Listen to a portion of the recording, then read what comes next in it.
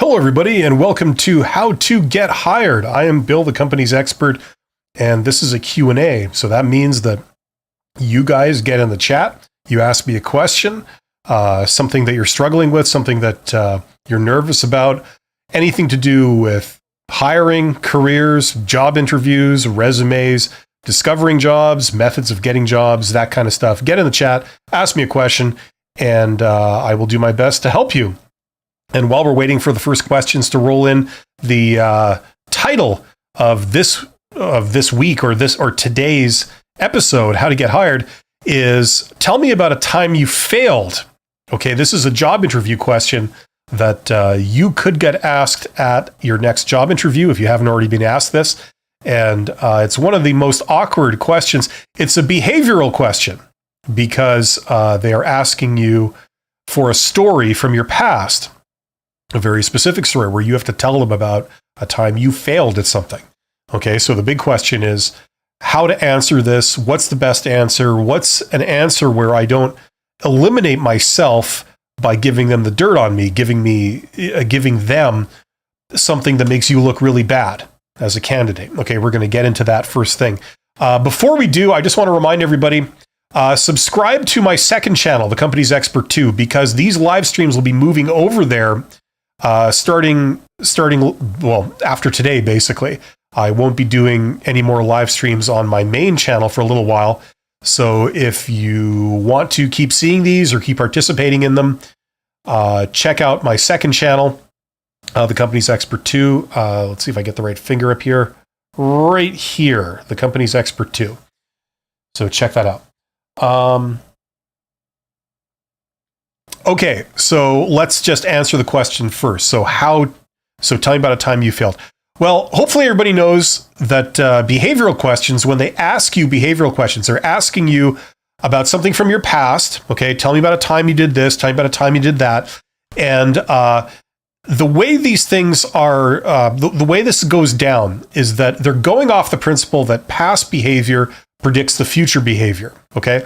So that's why when you give an example story, when you tell a story in response to one of these questions in a job interview, make sure that you've got well in mind that this story that you're telling them, they're going to be taking it as this is who you are. This is what they are getting. Okay, so if you've done this kind of thing in the past, they're assuming that you're going to do that again. Okay, now. So it can't be something that, oh yeah, I learned what to do and I no longer do that. That's what makes this question so tricky, okay? Because they're asking you about something that you failed at. Now, I know that a lot of recruiters, when you ask them, how do I answer this question? What they say is, oh, tell like a legitimate story, which you should, but make sure that you focus on what you learned, okay? Now, I know that there are a few recruiters out there that are actually very decent stand-up type people, and they have the maturity to take your answer in that light. However, many recruiters are unbelievably petty, and the moment you mention how you failed in the past, they're going to paint you with that brush. So they're not going to realize that, this is within the context of you learning what not to do. They're going to make the snap judgment, oh, that's what you do. So if today this happened, this is what you would do. Okay, so keep that in mind. Now, what kind of things do you want to reveal to the recruiter? Obviously, if you reveal the fact that you have bad judgment, that's bad, okay? If you reveal in the course of telling the story, answering this question, if you reveal that you have some personality deficiencies or weak points. Maybe, you lost your temper once, and it didn't go well. If you reveal stuff like that, that's going to be very bad. Okay. So how do we minimize the damage yet answer the question? Well, there's a few principles here. Number one, if you can find a story from your past, and the way to pass these is you prepare stories ahead of time. You vet some stories, make sure that they're appropriate to tell in the interview, and then you practice telling them, okay? So that when they ask you for this stuff, you know what to say, okay? coming up with a failure story is a good thing to have rehearsed, because very often they ask you to tell them some kind of failure related story. Okay. So it can't reveal major errors in judgment. It can't reveal major personality flaws. What really helps is if you can tell a story that was validated by other people. So, for example, I made the decision to do this. Okay. It was based on the best information available at the time. Now, my boss and 3 other coworkers, I ran it by them also. And they agreed at the time that, they sort of validated my decision. They agreed that it seemed like the right thing to do. Well, it turns out that it was the wrong thing to do. It was the wrong call. It didn't work. But we all made that mistake together. Okay.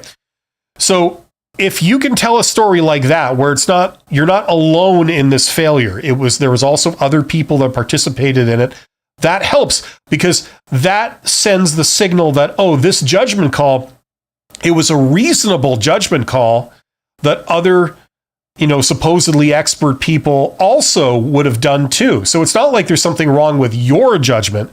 It's that anyone in that position would have probably made the wrong call. So it's not like they can really blame you that much for anything. Okay. So you don't walk away leaving a very bad impression when you tell that story. Okay. So involving other people in it. And then making it as brief as possible, not giving them tons and tons of detail, on how you failed and why you failed and all the effects of the failure, all the damage that was done, the issues that resulted. If you can minimize the amount of time you spend focusing on this failure, that really helps too. You want to get it over with, and you want to move on to talk about positive things about yourself. You can mention what you learned, but talking about other aspects that aren't dwelling on this failure. The third sort of element, I think, that would be good to include in your story, if possible, if you have such a story. It's a matter of thinking of these stories ahead of time. Is you're going to give a failure, but you're not going to give a failure that was huge. Like if you can give like a little failure that, we didn't succeed at doing this, but it really wasn't a big deal, right?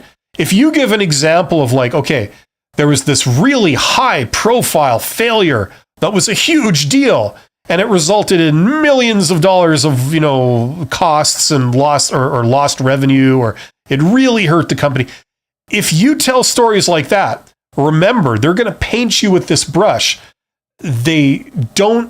Most recruiters don't take it to be, oh, this was a learning experience, you have now learned better. No, they make the assumption that this is who you are, okay? So you're the type of person that makes big failures that cost the company millions of dollars.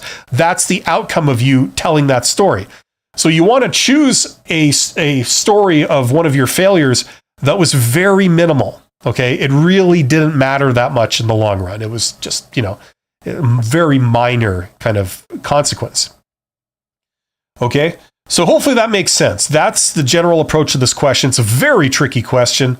It's the sort of behavioral version of, what is your weakness, right? They're asking you about a negative aspect of yourself. Only with this question, they want it in story form. Give me a time you demonstrated your weakness. Tell me about a time you failed at something. Very tricky.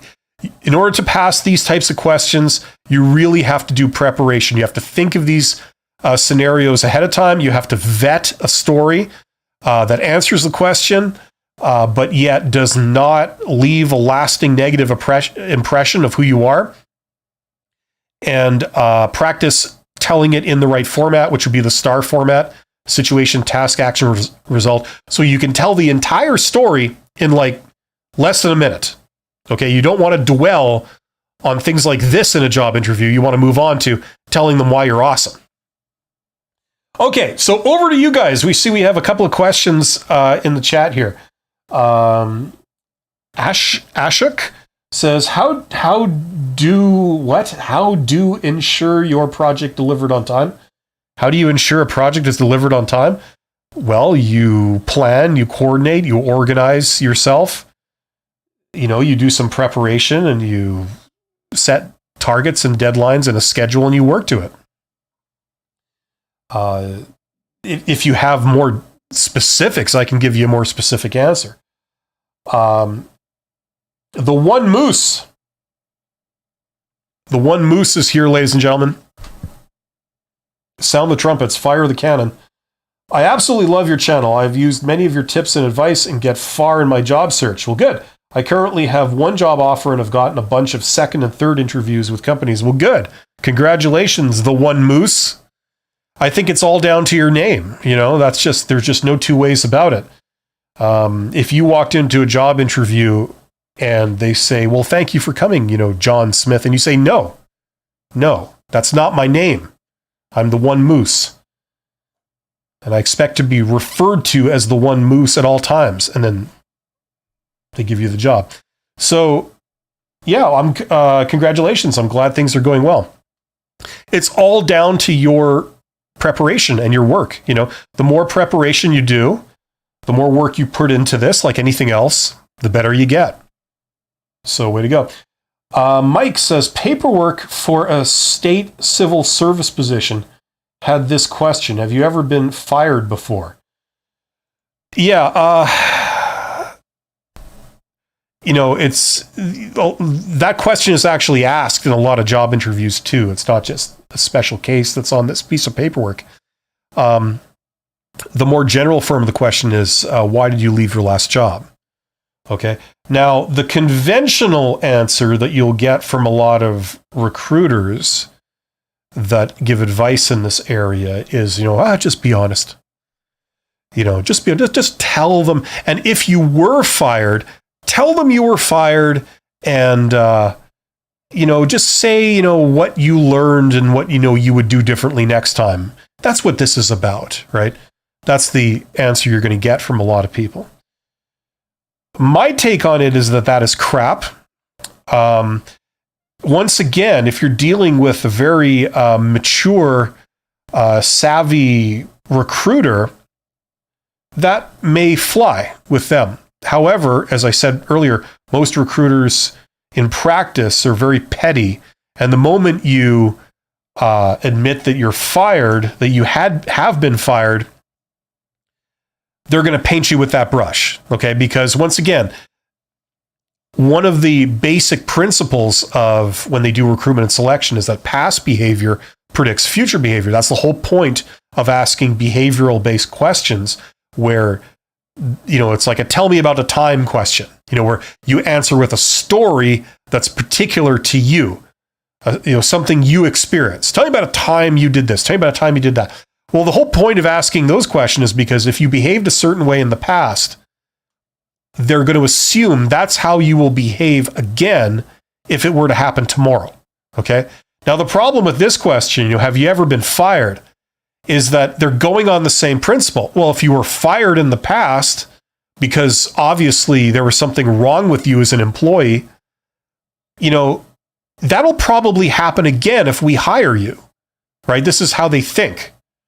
So it's a trick question. They're trying to trap you. Okay? Remember, a job interview, at least, in this form, it's a way of trying to get to know you without putting in the time to try and get to know you, right? It's a process entirely driven by assumptions and first impressions, right? And it's been demonstrated scientifically to be wildly inaccurate.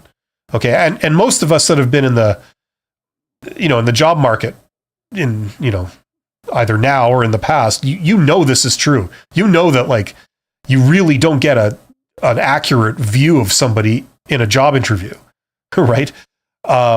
It tends to favor people that can put on a good presentation, right? It's the art of presentation, not substance.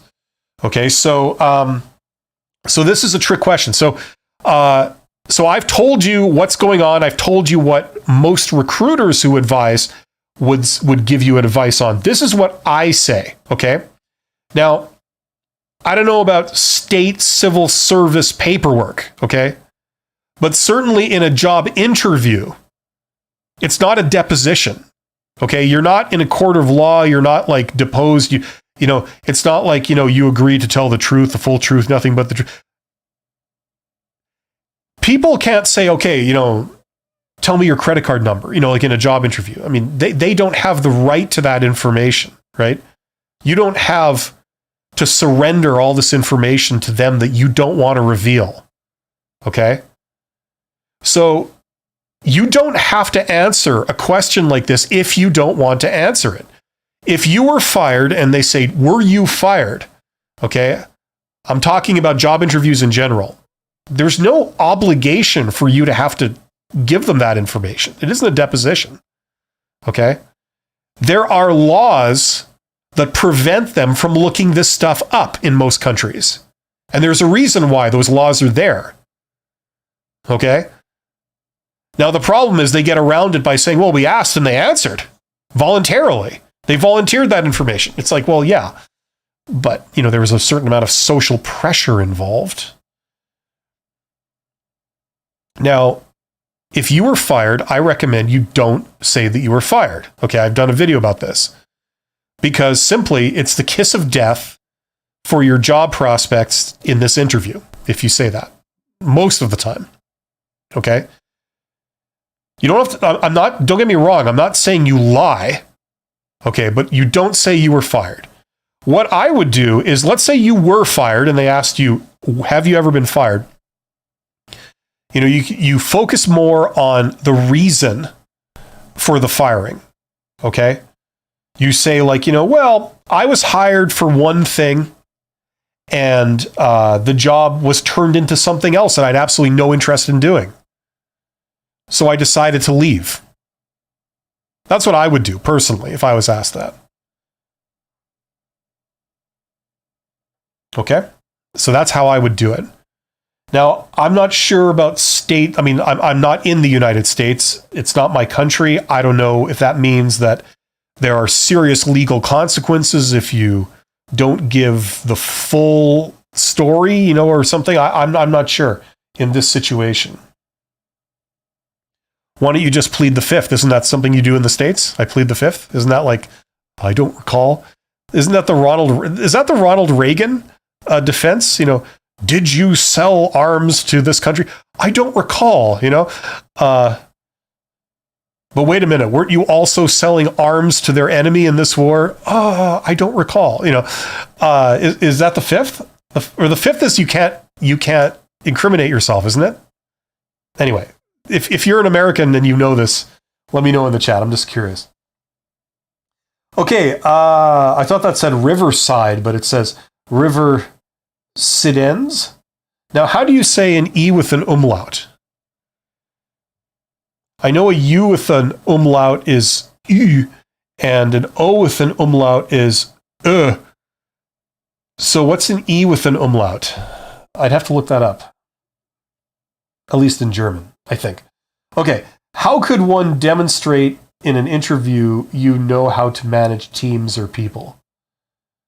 Well, there's two ways. Okay, if they ask you in a behavioral question, they say, tell me about a time you managed a team. Like you can tell a story. So they say, I don't know what question they would ask you for this. Demonstrate that you've had experience, that you know how to manage a team. Like, I don't know, you could tell a story. You say, well, I mean, for the last 10 years, I've been managing teams, every day. I'm responsible in my current, my previous position or my current position for directing these people when it comes to this activity. I take responsibility for their work when it comes to this aspect, and I am accountable for this. And in order to do that, I have a team of 5 people that, supply me with the data and supply me with the raw materials. And what I do is I package it and approve it and I send it on. And, I make sure that happens on time, right? So you could say like, you could tell a story. This is what I've done. This is what I did. I managed a cross-functional team. It had these people in it. One person was this, one person was that, one person was this. So you could tell a story, right? The other way to demonstrate that you manage a team is you show off your knowledge of doing so. Okay, so if they say demonstrate that you can manage a team, and you say, well, yes, I can manage a team, and what I've done in the past is I've managed a team this way. It's a very collaborative approach, and I do it this way.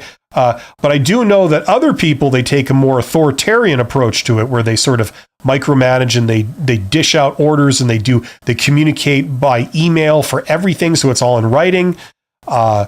And this sort of, like, you can give examples. So you're showing your knowledge. You're showing, well, you could do it this way, or you could do it that way, or you could do it this way. Or I find that in those type of situations, you need to handle it like this. And the advantage is you get this effect, but unfortunately, the drawback can be that sometimes you get this, in which case you would manage it by doing this. So when I talk like this, you get an idea that, like, okay, you seem to know what you're talking about. You seem to know a thing or two about managing teams. So I don't really have any concerns that if we put you in charge of a team, you wouldn't know what to do.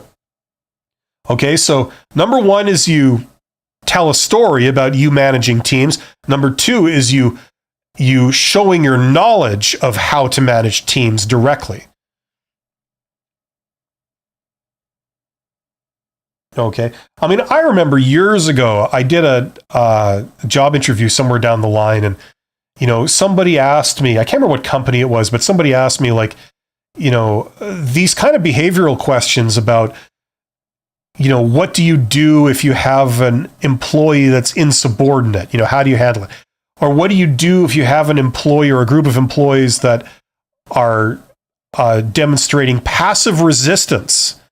This is what stuck in my mind, why I remember, because I never heard that term applied to like in the workplace. I know the term passive resistance from like more political militant stuff in history, but I don't know. I never heard that term applied in a workplace situation. So so I answered those questions. But basically you say, like, oh well, I find that when this situation arises, the best thing to do is to handle it like this. And you want to do that for this reason. If anything ever comes back, it's like, no, you gave them the chance. Maybe there was a miscommunication. You want to make sure that isn't the issue before you just assume that it's insubordination. Things like this. And by talking like that, the interviewer gets the impression that, oh, okay, you know your stuff. Okay. So those are two ways you could do that. There's 35 people here. There's not a lot of questions coming in. Get in the chat and ask me questions. Believe it or not, I'm actually feeding off your questions, even though I tend to go on these long-winded, rambling trips to nowhere, like every 5 minutes. I am trying to answer questions. That's the origin of all this stuff. So let me know what you're struggling with, what you're confused about, and I'll try to help.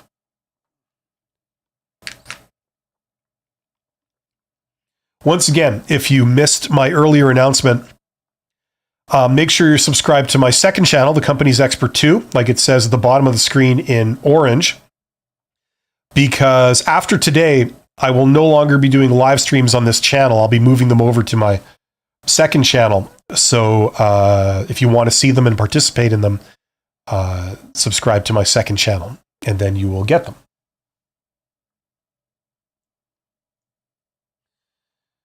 And there you go.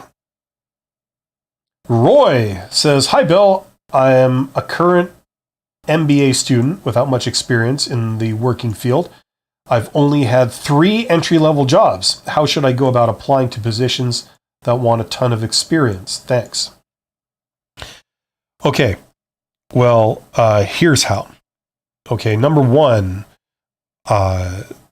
obviously, when you get some education, especially some legitimate education, which, I mean, the last time I checked, an MBA is a legitimate, widely recognized qualification, right?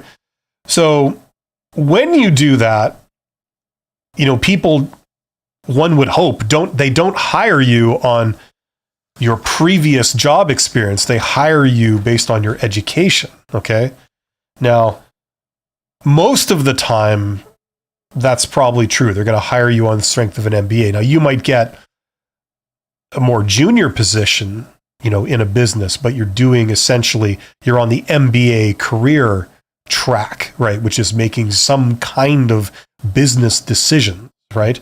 So you might start out in sort of a, entry-level manager type thing where maybe you're in a consulting company, maybe you're preparing data, preparing reports, doing research, stuff like that.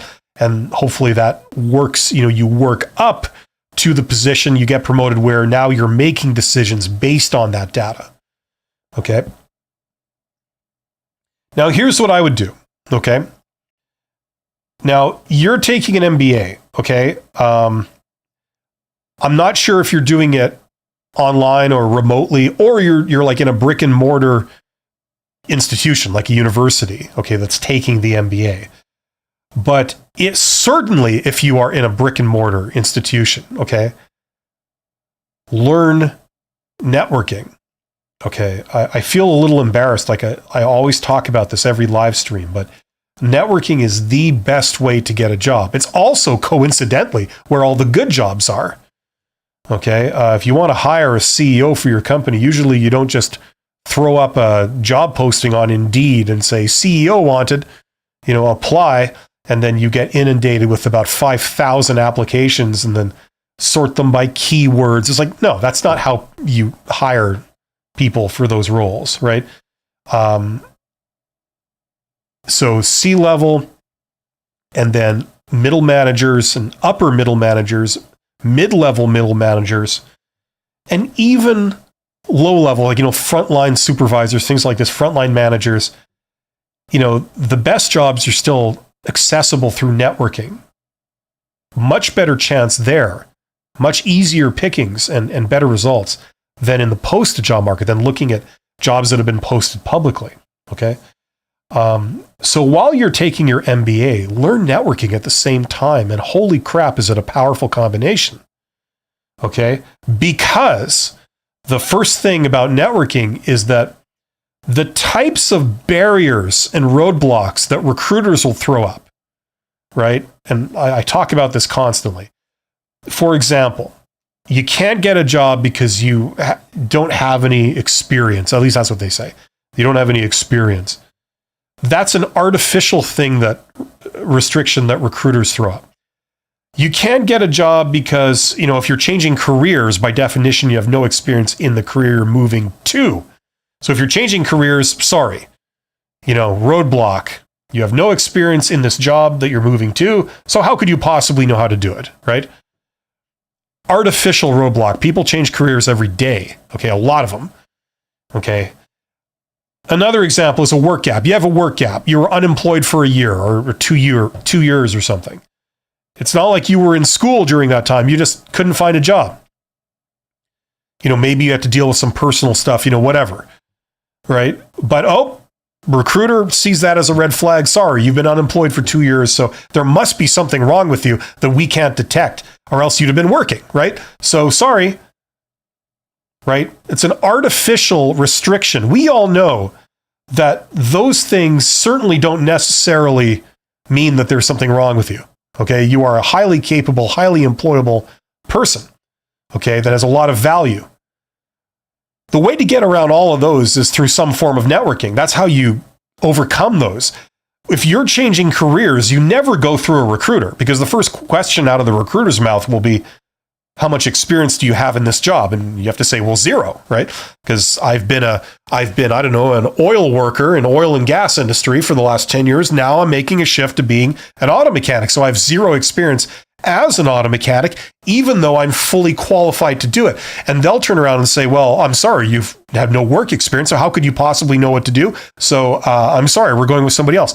The way you go around that is you talk to the shop manager, who's the one that generated that job vacancy in the first place, and you speak to the shop manager face to face. You say, hey, I see you've got this operation, it looks really cool. It must have taken you many years to build it up, and they'll talk to you about it. And you say something to the effect of, well, I'm a fully qualified mechanic. I'd I'd love to work in a place like this. I've actually been in the oil industry for the last several years. I've been looking for, a way to get out and get back into this industry because this is really my passion. And you could talk to them about cars, or especially working on this type of vehicle, and they say, oh yeah, we get those in here every week. And you say, yeah, like I've worked on my own and blah, blah, blah. Right. And then at the end of the conversation, the shop manager realizes that like you're very dedicated and you're very passionate and you're very knowledgeable. So this idea of like, oh no, we're not going to hire you because you don't have any previous experience in this exact role, even though you're fully qualified for it, is crap, because you obviously know your stuff. You might have worked in a different industry, but it's the same type of work. So at the end of the day, if they like you and they feel that, they can relate to you and you seem like a pretty professional, upstanding person, you're a professional, you've got great communication skills, you're passionate about the work, and you know a lot about it, and you're easy to deal with, they'll say, sure, yeah, give me your resume and we'll see what's going on. So networking is the way around a lot of these roadblocks, right? The way you get around it, basically what you're doing is instead of representing how good you are, you're demonstrating how good you are directly to the person to which it matters, the hiring manager. Right?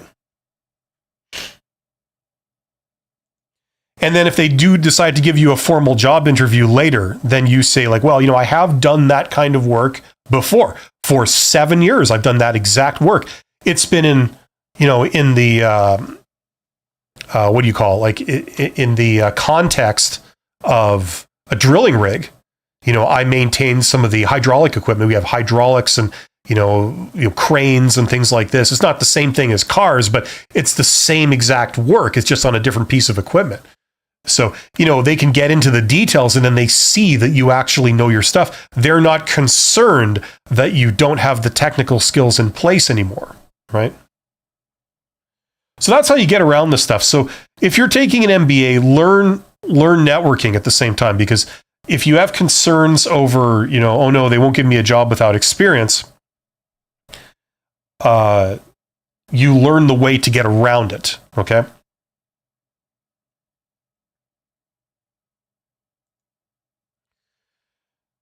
Okay, guys, I'm ready for the next question. If there's more questions, I see once again that I've got a question that's showed up there, but it's not in my feed for some reason. Anyway, okay, Akita says, hi, Bill. How do you answer the interview question asking, what are you looking for in your next career move? Oh, that's very simple. You describe the job that you're here to interview for, right? You see, interviewers, they want to find...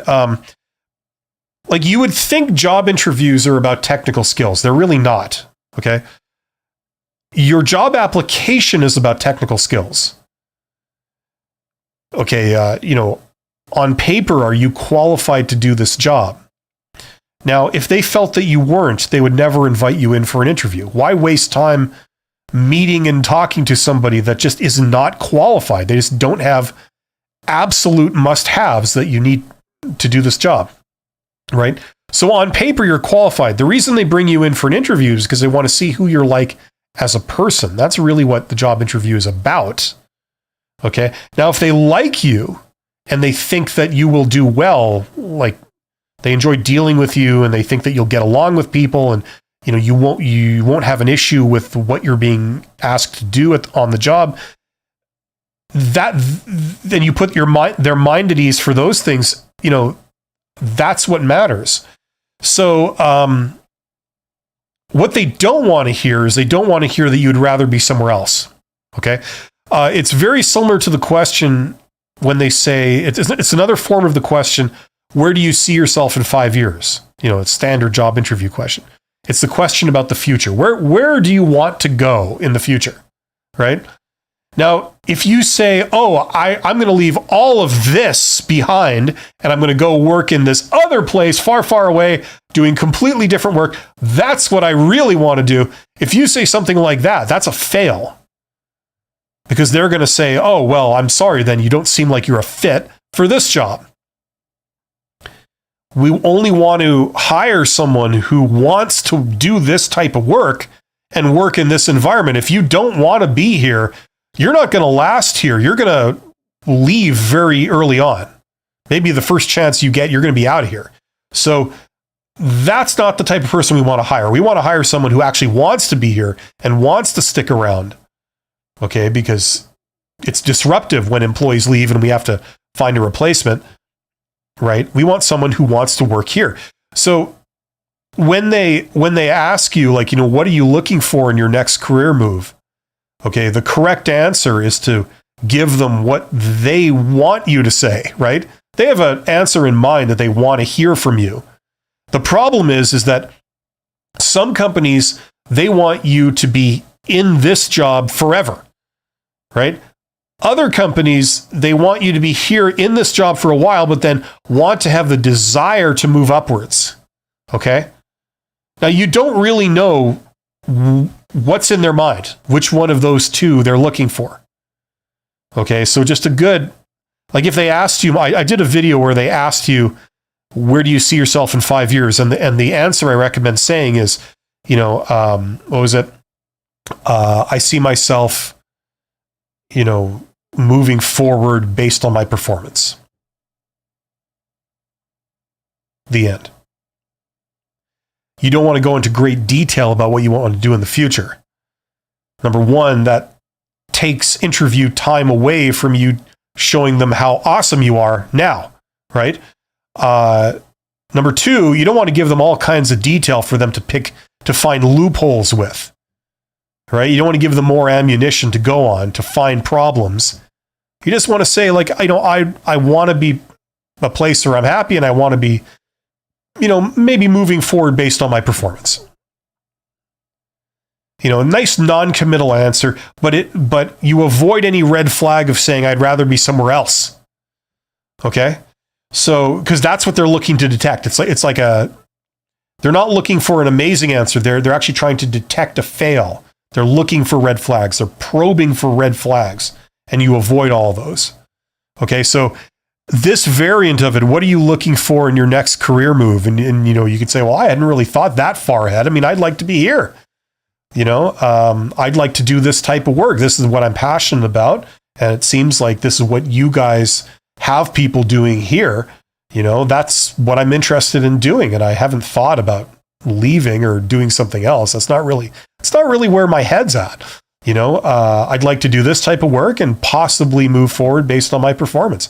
The end. And then you shut up and you let them go on to the next question so you can get back to telling them how awesome you are. So hopefully that makes sense. Oh, here, the question did show up here, just on a delay. And Akita, please spell my name with a capital B.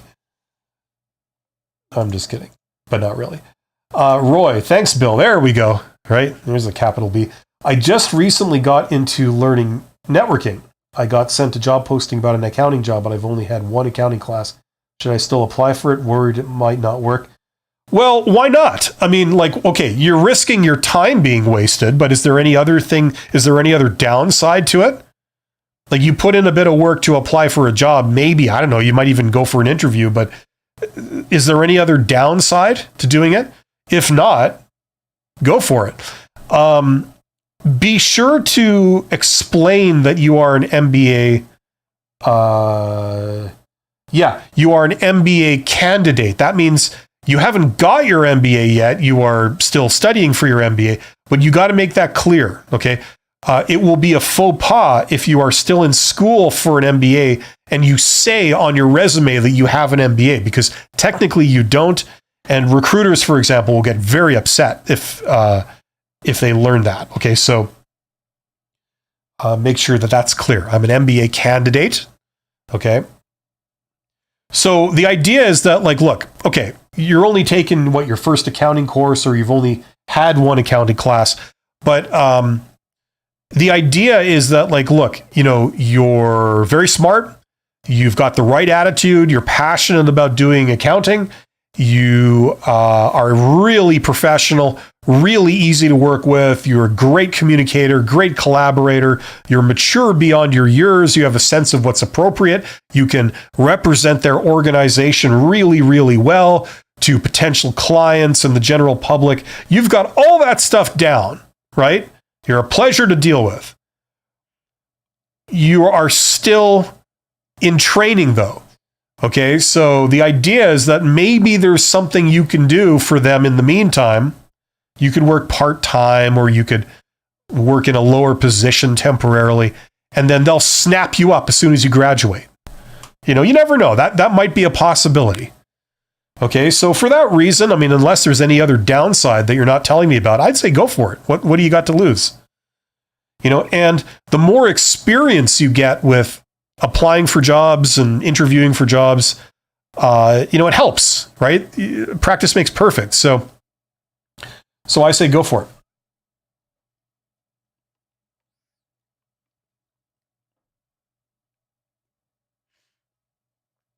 We got 27 people here. Get in the chat. Let me know what you're wondering about, what you're confused about, what you're struggling with, and I will try to help you. You see, I see you sent another message. It shows up in the public feed before it shows up in the private feed. That's kind of counterintuitive. You would think it would show up for me first and then trickle to the feed that's in the actual video, but whatever. I've been out of the designing software game for years and years. This is the kind of stuff that I'd like to think that I would have done differently had I been in charge. Yeah. I mean, this is the thing. It's like we are trained in the educational system in school from when we're very young. And it's a very conformist type environment. And, they tell you, this is, you're trained to follow rules. You're trained to ask for permission. You're trained to wait your turn, and I'm not knocking it. I mean, those aren't necessarily bad qualities, but the problem is that now you're confronted with the real world when you're trying to find a job. And, it's like for the first time, a lot of people get a taste of the real world where, there isn't somebody that's guiding you, that's explaining this is what will happen to you. This is what you need to do. Step 1, step 2, step 3. This is the result you can then expect, right? You're in the real world. Go, right? Figure out the rules. Figure out what you can do. First thing you learn is that the results are proportional to the amount of effort you put in, right? And you've got to figure out what's the smartest thing to do. What's the most prudent that will be the best use of your time. You can work really hard at doing the wrong thing and get nowhere. It's not based on the amount of work. It's based on, the result, basically. Roy says, and yes, my MBA program is in person at a reputable university. Well, good. That's the way to do it.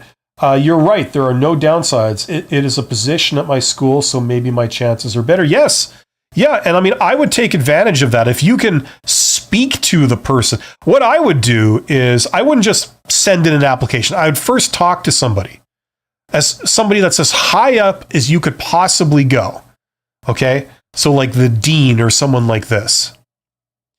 And let's say it's the dean. Okay. Just so we can move this forward. Okay. So there's a junior position that's vacant. They've put up a posting in the faculty of management of whatever university.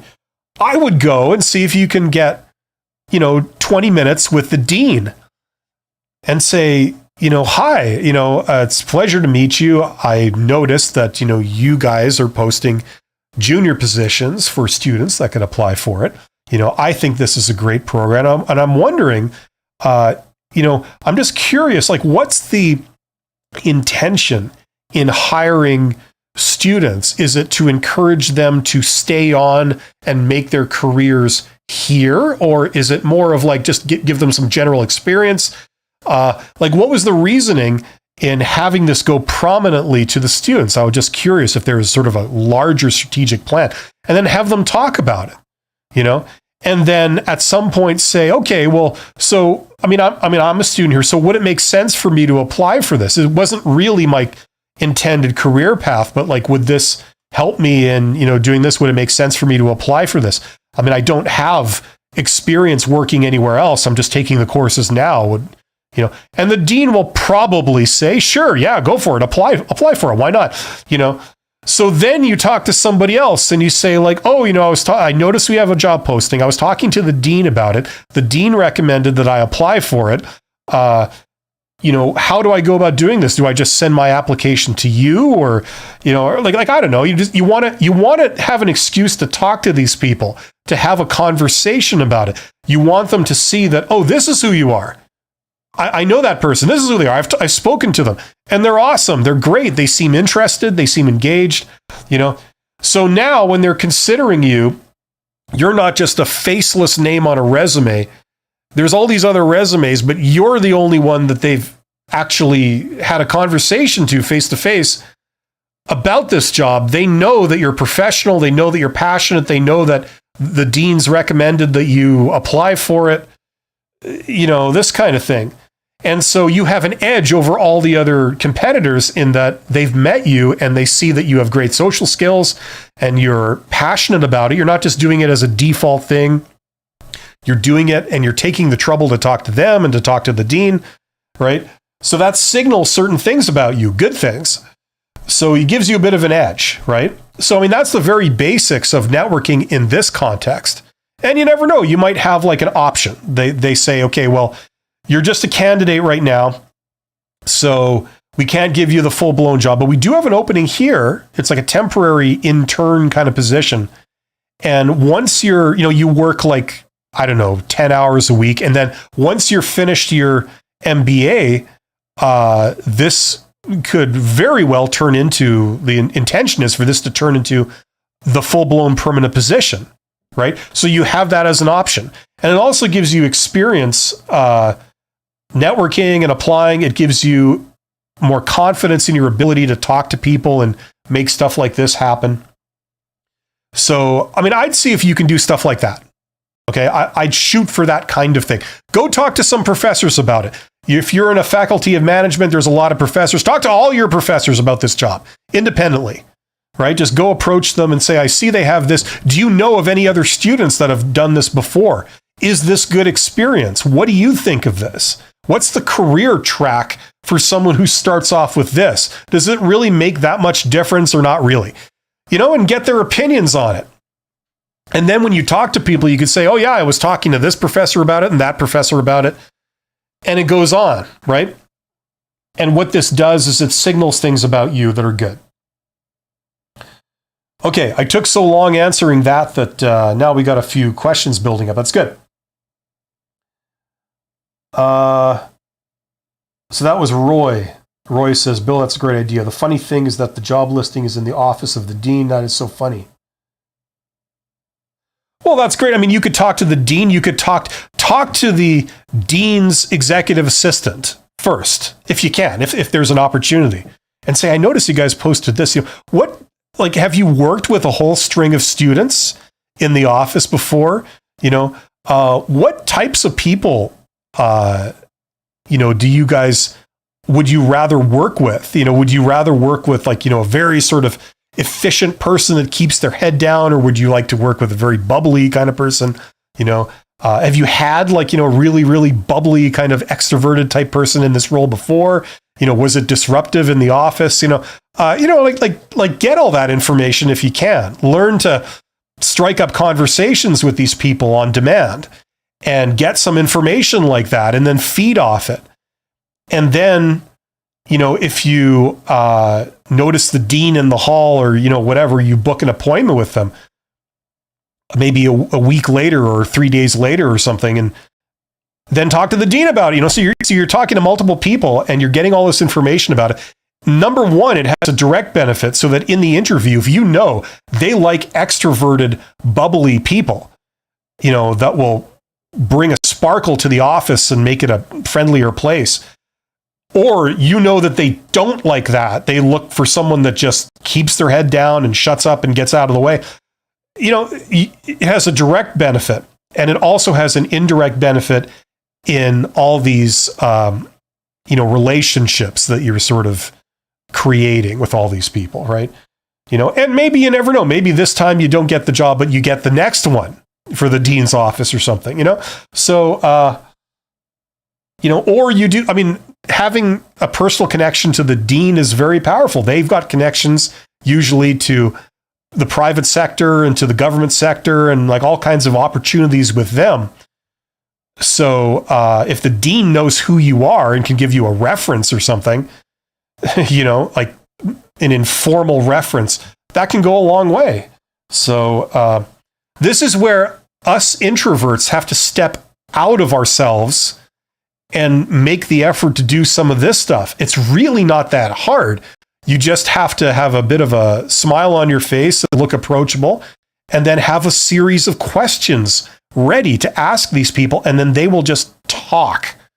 You ask them about them and their opinions and their experiences, and they will just talk to you. You get them when they're not, under the gun. They're not like stressed out because of like other things. You talk to them immediately after lunch on a Friday or something, and you get all this stuff, and it's really easy. It's surprisingly easier than you would think. But it requires us to just step out of our comfort zone and start doing these, and you'll get a lot of benefit. That's one of the advantages of being in a brick and mortar university, is that you can do this. You can't do this stuff when you're working remotely or you're going to school remotely.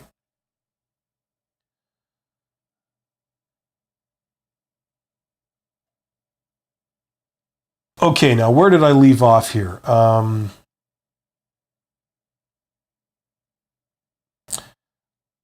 Miriam says, which one is better, negotiation salary via email, phone, or video call? Well, the best would be in person. Okay, now if you can't do it in person, then the video call would be the next best thing. And then phone, and as a last, bringing up the rear, email.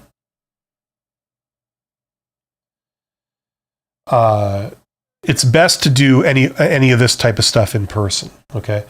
You can do it. I've negotiated salary over email, but when you do it over email, it's more like a sort of yes or no type thing. I remember having an exchange with somebody years ago, and they were saying, okay, well, we're gonna, this is how it all works, and these are all the rules, so we're offering you X, and I just respond to just not agreed to. I need this. Goodbye. Kind of like very short kind of things. And then the ball's in their court, and then they have to decide, do they want you or not? If they want you, it's going to be more. If they don't want you, it's too rich for their blood, then okay, they'll go with somebody else. And like that's the nature of what you do when a salary negotiation over email, it's very sort of like that. It's not a conversation. It's not like, it's like, oh, well, I'd love to be able to do it, but I just can't do it for this amount of money. There's a whole bunch of things that are communicated when you talk like that with them. There's the emotion. There's the like, look, I'm willing to be reasonable. I'm trying to make this work, but I want it to work, but I just can't. Like that's what's really being communicated. All these different things. So you'd want to do that in person, right? Ideally, the closer you could get to a face-to-face. If you can't do a face-to-face, the closer you can get to that, the better. So video call would be the best. And then phone, where you can't see the person, but you can hear their voice. But it still is a real-time two-way exchange. And then as a last resort, email. Hopefully that makes sense, Miriam. John says, I have a green card. That's an American thing, right? Like a green card. I have a green card, but looking for a career as a security control Assessor, how can I position myself in getting that role? Well, I mean, that's so general. I mean, I don't know. Well, you could be qualified for the job, and you could learn to interview very well, and you could learn to discover before any of that. You learn to discover those jobs.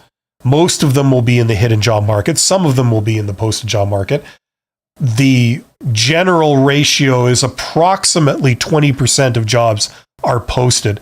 So if you go to Indeed and LinkedIn and all these places where you look online and you might see a couple of jobs in this area, that's usually about 20% of all those jobs that are actually out there, right? So you get the other ones by networking. And the way you get those is you reach out proactively to companies that have potential to employ you. So if this is security work, the first thing you would do is you'd discover all the security companies that are around you, wherever you live, within, say, a radius of 50 kilometers, certainly. I don't know what that is in miles, 30 miles, something like that. And you find all those using Google Maps, and then you look at the individuals in those organizations using LinkedIn, a people search for the company, and then you reach out to the managers in those companies, preferably executives or people high up, and there's a variety of ways to do it. You could broadcast yourself and say, hey, I'm here. I solved this problem. If ever you're looking for somebody that can do that, let me know, because I'd love to work for you guys. I know you do some interesting work in this area, and I really feel I could help you out and help you take your business to the next level. Let me know. Have a great day. That's the simplest form of it. There's a lot of other more exotic things you can do that were very effective. And if you're doing all of that, something should come along pretty soon. Hopefully that makes sense. Miriam, okay, we already did that one.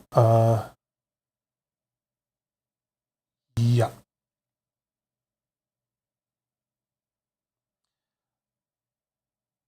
Moises says, hi, Bill. This is Moises Rezinos from MX. Are you considering writing a book? No, I'm not considering writing a book. Writing is like pulling teeth to me. I can't even do YouTube scripts. It's like totally like pulling teeth to me. I mean, as you can tell from these live streams, I've just got a motor mouth. Once I get talking about something, I just go on forever and it's boring as hell. But for some reason, I just can't write stuff down properly. It's always been a quirk of mine. I hate writing things, writing it down on paper. I get a sort of weird writer's block. I'm jealous of people that can just sit down at like a computer screen or something and just, dash out like several pages just like that.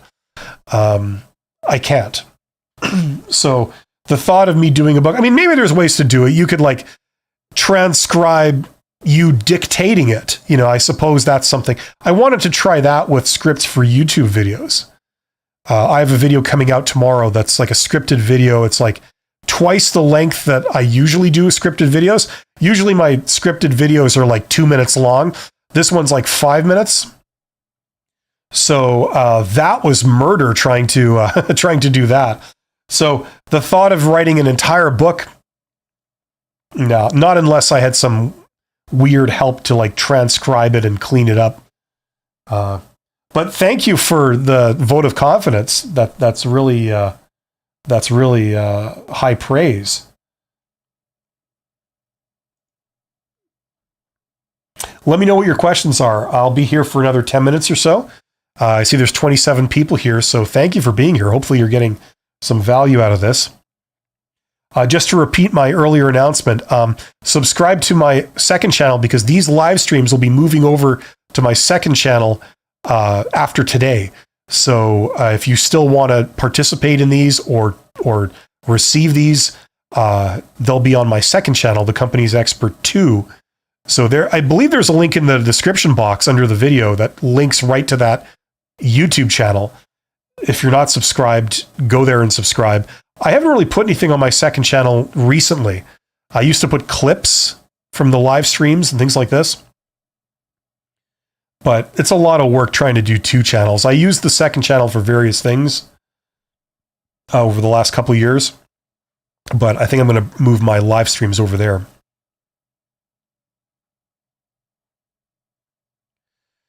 Once again, I see there's stuff over here, but it hasn't shown up in my feed yet. Hopefully it'll be coming soon.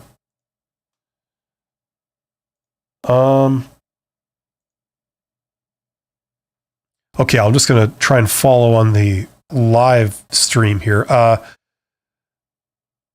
John says, it does make sense. Thanks. Okay, good. Amanda says, hi, Bill. I have a question. Can you reject an offer after negotiation, assuming they accepted all the terms you ask? Oh, yeah. I mean, you could do whatever you want. Sure. I mean, you risk that they might think that you're unreasonable or whatever. I mean, you can't control what they think of you. But yeah, certainly. I mean, you have the freedom to do that.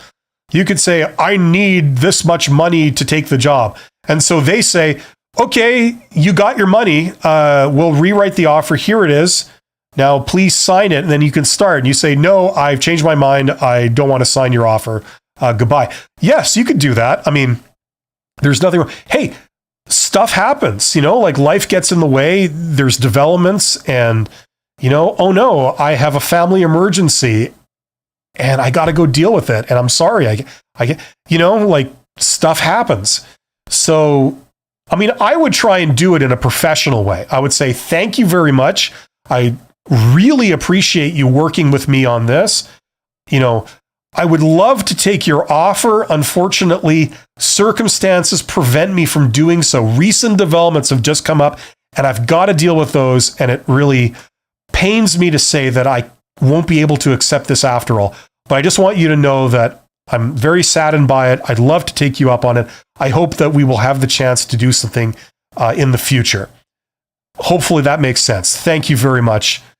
Something like that, like just a professional and gracious way of saying no, right? And then hopefully people will say, okay. I mean, we certainly understand that, we understand stuff happens and it may not be possible. And we do appreciate, your wanting to work with us and all this.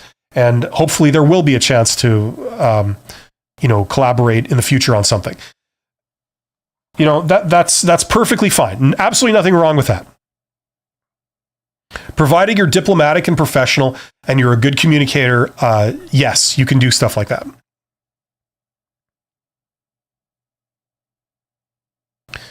Mike says, I'm subscribed to the new Companies Expert too. Awesome. Thank you, Mike. That's great. And hopefully you'll be able to see these when I move them over there. Okay, if there's any last questions, there's 20 people. If there's any last questions, get in the chat and ask me. I'll be here for another few minutes. While I'm waiting for questions, just a reminder that if you are having a difficult time with finding a job or getting hired, I created my Get Hired course to help people in that situation. So check that out. If it's all my advice from beginning to end, basically. How to pass a job interview, how to discover jobs, how to brand yourself, how to do networking in various forums, how to format your resume, all that kind of stuff. It's all in one place, step by step, all the principles, all the recommendations for what to do in a logical order, beginning to end. It's all there. So check out that course. There's a link in the description box below this video if that is something that appeals to you.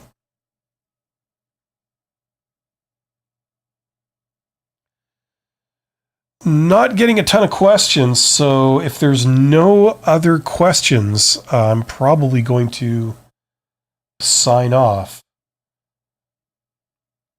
I'll give it another 30 seconds or so.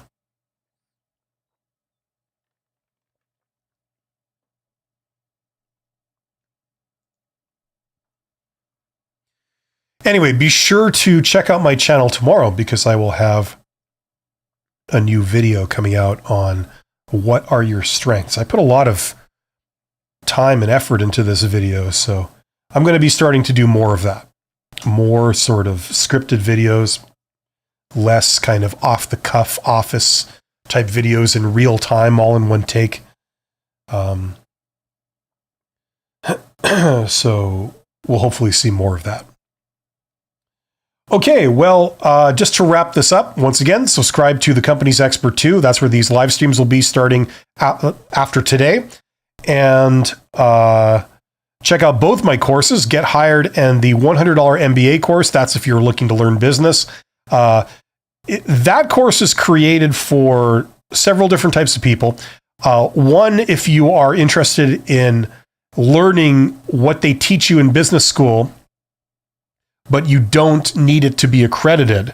Okay, so you do the entire thing for $100. That's like a tiny fraction of what it would cost you to get the accredited thing. The reason why it's unaccredited is because it's all self-study. There are no tests and no assignments. So I don't know what you got out of the course. I don't need to know what you got out of the course. If you just wanted to skim the material, skim the topics, get an overview, that's fine. If you want to go really in depth, like you're taking a 2-year university degree, then you can do that too if you want. It's also for people that want to learn business for the sake of entrepreneurship. Okay, business is how to make money at something. It's the scientific study of how to make money through commerce, right? So by selling stuff. So if that's what you are interested in doing and starting a side hustle or your own company as a full-time thing, knowing business is pretty damn important. A lot of people want to turn their hobbies into a money-making venture.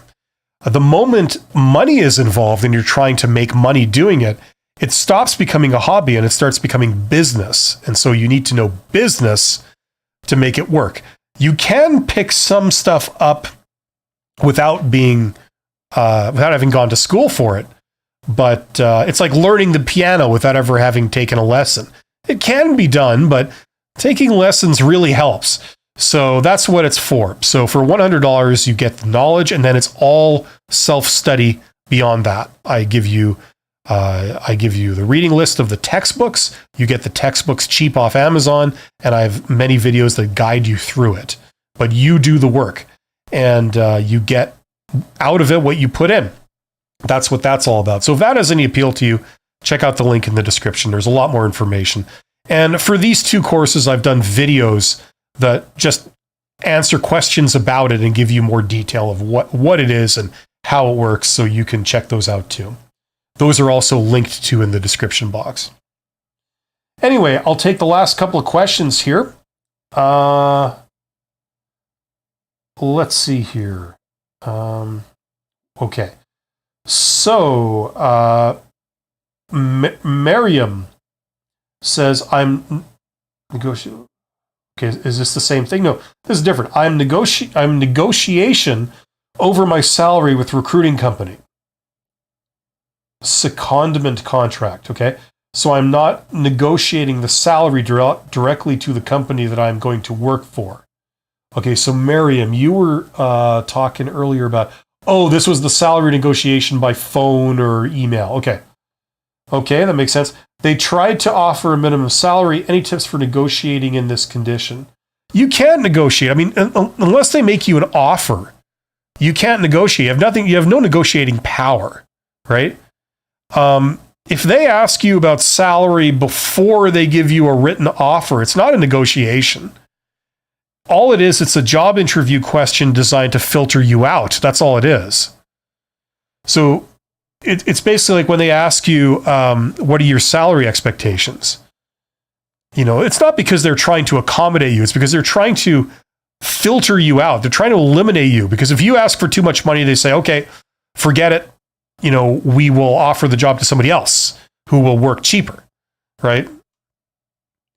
Okay, so it's not a negotiation. It's simply a question. And it's a question where they're looking to eliminate you. That's what it is.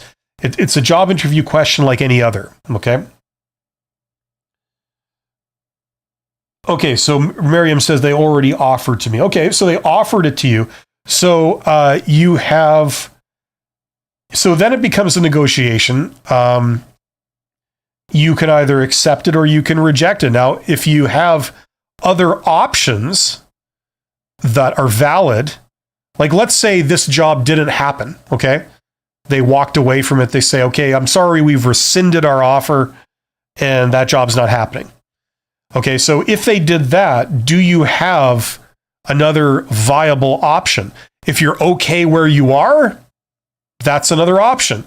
If you have another job offer from a different company or something, different position, that's another option. Okay, so if you have other options, then it makes sense, or it becomes an option to negotiate with these people, not just to accept what they give you. If you don't have any other options, it's either this or you're unemployed, and you can't be unemployed because you need money to eat. You kind of don't have too much room to negotiate here. You just basically have to accept what they offer you. Okay? That's the situation. Okay? Now, what some people make the mistake is they think that negotiation is persuasion. They think that, oh, I'm just going to bluff and I'm going to whine and I'm going to persuade them to offer me more money. Okay, that's not negotiation. That's, I don't know what that is. That's just whining. But negotiation is about having alternative options. So if you had an alternative offer, you had a competing job offer in your hand, you could tell these people like, okay, look, sorry, I can't do it for that much money. I need this much or I can't do it. And if they say, well, sorry, we can't give you that much. Okay, no problem. See ya. Right. And then you take the other option, right? Which is offering you that much. Right. Okay. Negotiation is based on having alternatives, right? Other options. Okay. So the big question that I have for you first is, do you have any other options? If the answer is no, then you can't really negotiate. If you want this, you pretty much, they dictate to you what they're going to pay. And if you have no other alternative, you have to take it. If you do have other options, then figure out what your position is. You need to figure out, okay, for what they're offering, it only makes sense to me if I do it for this much or more. If they're paying me less than that much, it doesn't make sense for me. You have to figure that out. Okay, whatever that number is, or it could be more complex than just one number. It could be, an arrangement. But you have to figure out what that is. Now, if you figured out what that is, and you have other options, then there's room to negotiate. You could say, well, sorry, I'm going to need this. Right? You need those two things in place to be able to have a negotiation. You need to know what your position is and need to have alternatives if they just walk away from it. Okay? So my next question to you is, do you have those two things? If the answer is yes, then you can negotiate. They're always going to try and lowball you. I mean, it's standard behavior. It's the same behavior that you exhibit when you go to the store. You don't want to pay any more than you have to for the same product. So if one store sells that product for $10 and another store sells it for $20, you're going to walk out of the store that's selling it for $20. You're going to go and buy it from the store that's selling it for $10. You don't want to pay any more than you have to. And this is exactly their position too, right? They don't want to pay any more for people than they have to. If they think you would be happy doing it for $10, they'll pay you $10. If they think that you will stick around, if you will take the job and you'll stick around for a $10 salary, that's what they'll pay you. So there you go. Anyway, I don't really see any new movement or any questions or any information in the chat. So hopefully that makes sense. Anyway, thanks to everybody who showed up today. You guys are awesome. I wish you nothing but the best. And subscribe to the Company's Expert 2. That's where these chats will be in the future. Okay. Take care, everybody. See you later.